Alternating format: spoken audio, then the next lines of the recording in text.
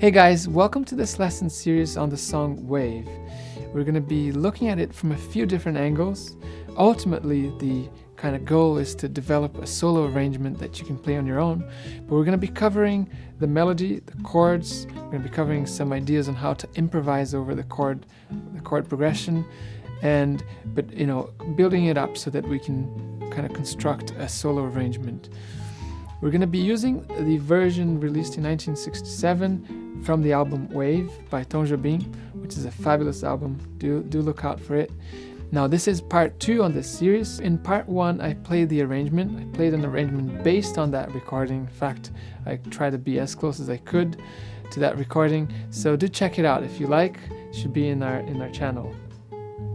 Before we get started, if this is your first time here, please subscribe to our channel. We are a small channel. We really appreciate your support. You can leave us a comment, drop us a like. And if you'd like to have the backing tracks, the tabs, and some extras, please head over to our Patreon page, which is patreon.com/altguitar. That out of the way, let's get started.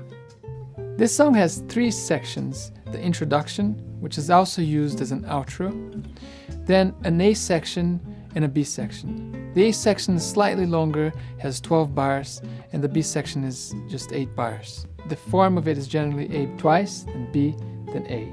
A, B, A, with an introduction and an outro. This is what the introduction sounds like.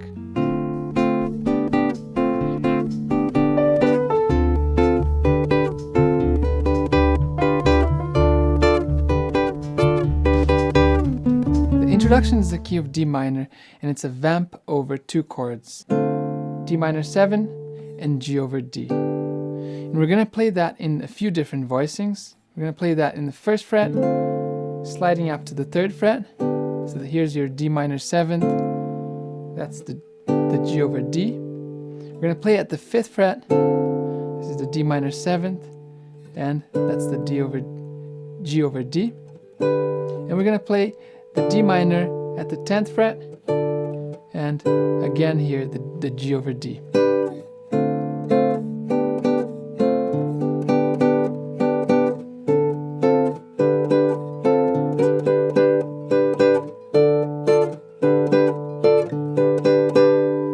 So that's in the key of D minor. And when we get to the A section, which comes right after, we have the beginning of the line, beginning of the melody, we then are in the key of D major. So the A section starts in D major, and then towards the end of it, we again return to the vamp. And the way I like teaching this is I like stripping it down to the bare minimum, to sort of just the essential chords, just so we can see very clearly which chords are essential and which chords are just embellishments.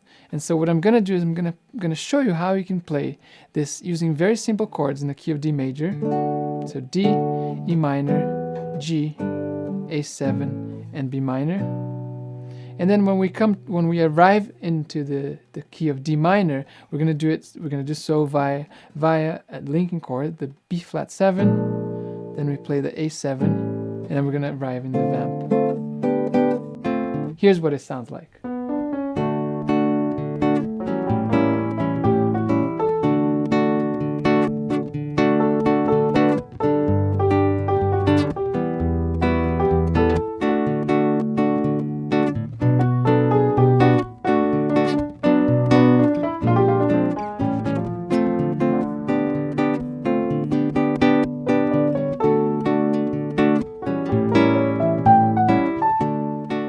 The only reason why that works is because the melody itself fits perfectly well in the key of D major, with the exception of 1 or 2 notes that are kind of passing notes. But overall, the melody sits over D major perfectly well, and then at the end of it, it fits over D minor. So you can harmonize using very simple chords. Now, the main takeaway of an exercise like that is that you get to see what chords are essential so that you can remember when we come to use a more complicated chord pattern. So what I'd like you to remember is that we start in the key of D major. In the middle of it, we modulate into the subdominant, which is the G.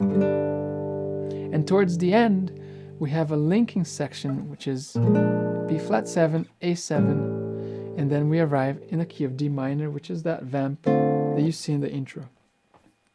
So let's go over the actual chords. The first phrase sounds like this.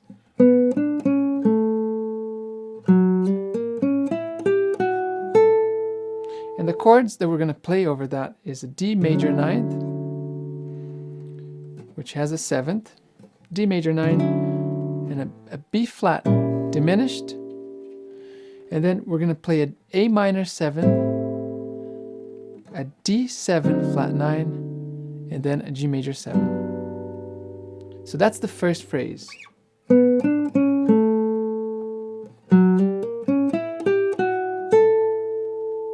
So as you remember, when I played the very simple version, we played between D, A7,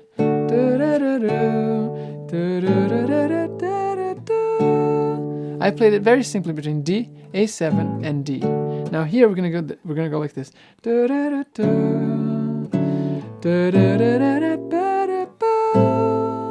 Now instead of going back to the D, we're going to play an A minor, and that's going to link us to the subdominant. So it's going to be A minor, D7 flat 9.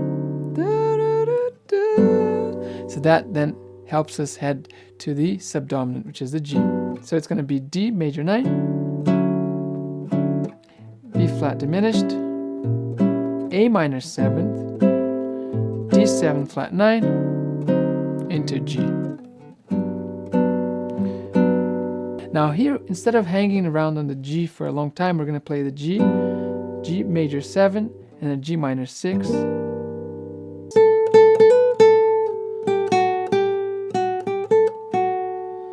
So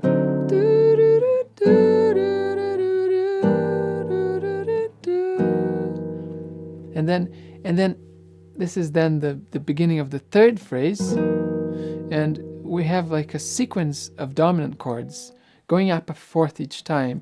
F7 into B7 into E7, and then we get the linking section, B7, B flat 7, A7. We arrive again into the vamp.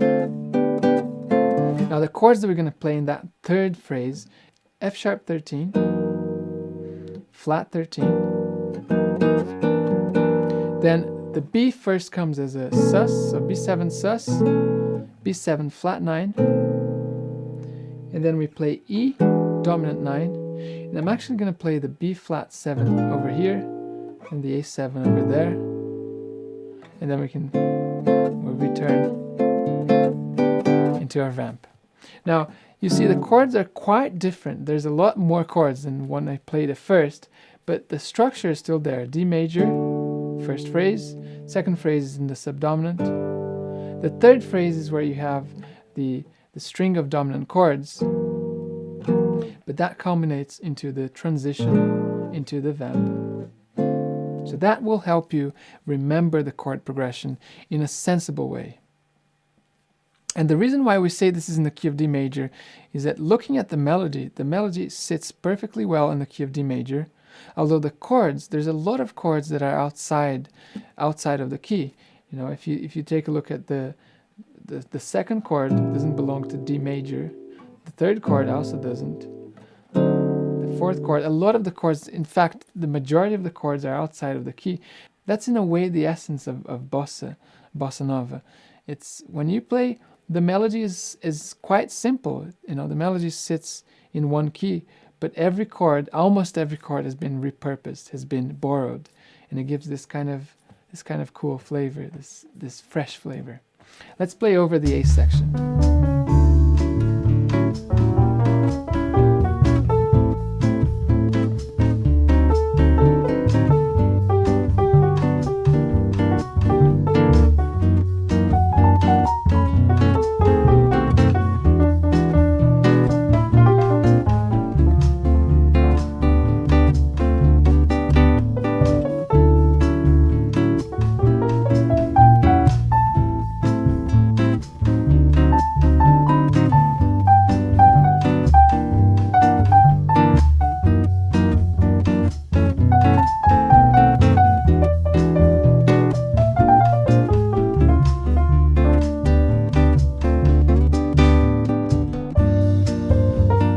you're struggling with the bossa rhythm, check out the tutorial on The Girl from Ipanema. We went very slowly on how to play the kind of basic bossa groove. Now let's go over to the B section. Now the B section is a lot simpler in terms of harmony. We don't have that many chords, and it's also shorter. And we're going to play it once. We have 8 bars to work with, and we're going to cut in half and have 2 sections of 4 bars.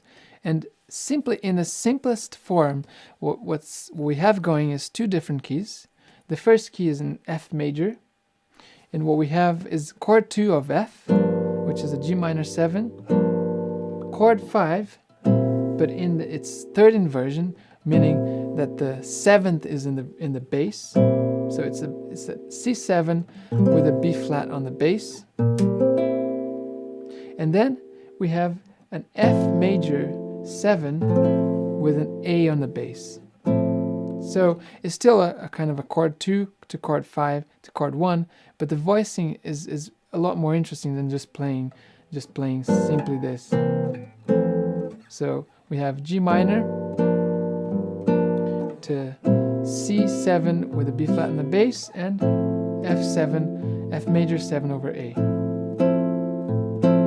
So it's 1 chord per bar, except for the F major 7, which is 2 bars.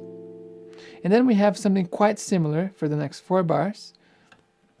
We're going to be in the key of E flat major, and we're going to arrive to the same shape at the end of the next 4 bars, which is the E flat major 7 over the bass of G, which is in first inversion.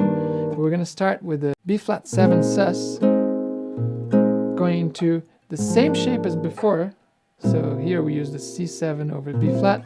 Now here we're going to use a B flat over A flat, which is a B flat 7 in third inversion. And then into E flat major 7 over the bass of G. Okay, so it's B flat 7 sus, B flat 7 over the bass of A flat,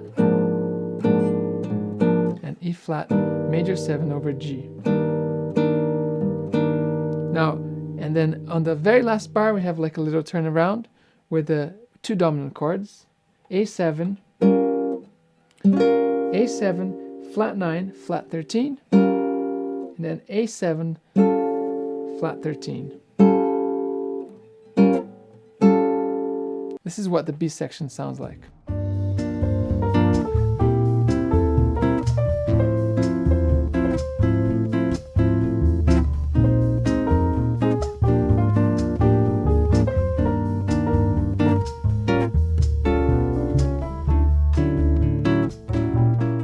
Now, if you like to play the melody, you can find a lot of the notes are within the position where the chords are. The melody starts on the 3rd string, 4th fret. So this sits over the D major 9. So it's 4th fret, 7th fret, 6th fret, and then we jump over to the 7th fret on the 4th string. That sits perfectly over the D major 9.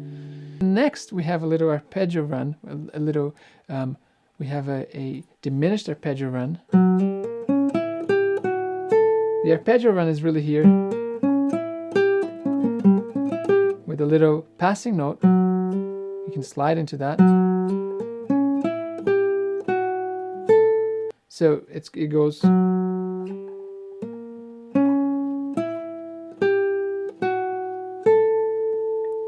That's the end of the first phrase, and then we're going to go into the subdominant, and here we start.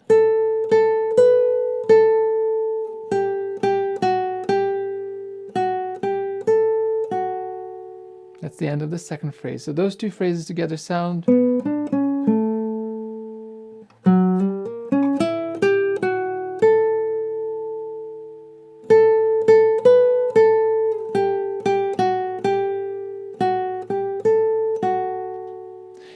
So far, we only had notes from the D major scale, except for that B flat in the diminished run. But if you've looked at harmony and you've looked at improvising over 7th chords, you'll know that it's perfectly fine to use a diminished arpeggio over a 7th chord. So in this case, the B flat would be a flat 9. And it's perfectly fine to use a B flat diminished chord over an A7 chord because it gives that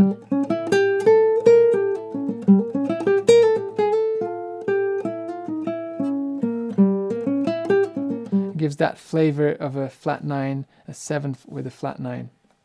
And then the final phrase, the third phrase, we have this chromatic passage, chromatic run.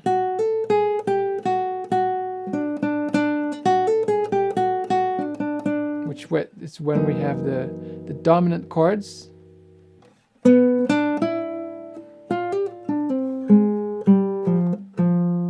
that's a great line because, you know, then we're in the key of D minor, and it gives this kind of bluesy note because we have that blue note.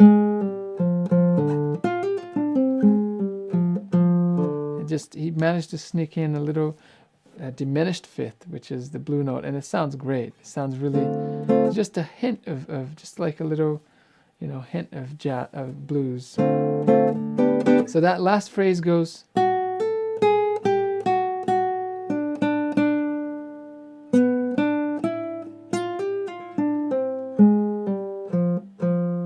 You don't have to do that run. You can just go. That sounds great too. So apart from the G sharp and the chromatic run and the B flat, up to the end of the third phrase, we only had notes of D major, and that is why it worked to harmonize using simple chords. Of course, when you get into the D minor run here, then you have to use chords from the D minor scale. But that's it. That's the A section. Those are the notes of the A section. And then the melody on the B section, you can play it up high here.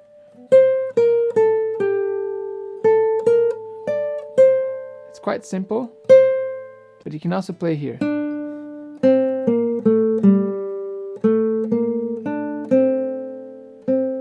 And then we have a sequence, which is you play the same line but 2 steps lower. So the first line started on D, the second time starts on C.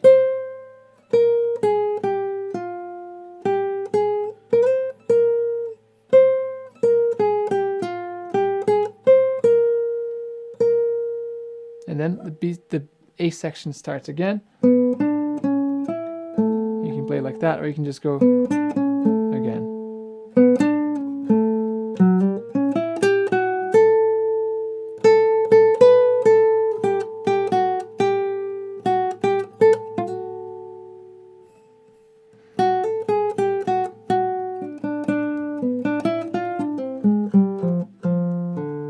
Or you can go. And then the B section is.